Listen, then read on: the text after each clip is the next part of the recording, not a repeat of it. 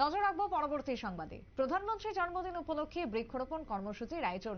প্রধানমন্ত্রীর 75 বছর জন্মদিবসে 75তম এই জন্মদিবসে বিশেষ আয়োজন। বাণী বিদ্যাপীঠ দ্বাদশ শ্রেণী বালিকা বিদ্যালয়ের পক্ষ থেকে শিক্ষক মনোজ রায় নিজের মায়ের নামে কলকাতার প্রিটোরিয়া স্ট্রিট স্থিত ত্রিপুরা ভবনে একটি ফলের গাছ রোপণ করলেন। বৃক্ষরোপণে মনোজ বাবুর সঙ্গে ছিলেন ত্রিপুরা ভবনের জয়েন্ট রেসিডেন্ট কমিশনার দীপরাজ রায় এবং তার পরিবার উপস্থিত ছিলেন। প্রধানমন্ত্রীর জন্মদিনকে সামনে রেখেই তাদের আজকের এই আয়োজন প্রসঙ্গে কি জানিয়েছেন আয়োজকরা, শুনুন।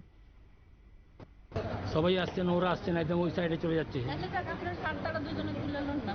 আসুন না, একটু এদিকে আসলে কি অসুবিধা আছে কিছু? নরেন্দ্র মোদীজির 75তম জন্মদিবস এবং সঙ্গে বিশ্বকর্মা পুজো। তো এই পূর্ণ লগ্নে আমরা বিধান শিশু উদ্যান মেধা উন্মেষার পক্ষ থেকে দিল্লি কলকাতার প্রিটোরিয়া স্ট্রিট ত্রিপুরা ভবনে একটি ফলের গাছ রোপণ করেছি।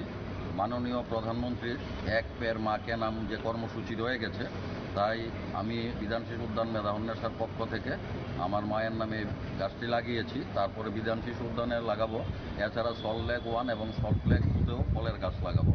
আমার সঙ্গে আছেন প্রিটোরিয়া স্ট্রিট ত্রিপুরা ভবনের জেআরসি মাননীয় দীপজিৎ রায় মহোদয়।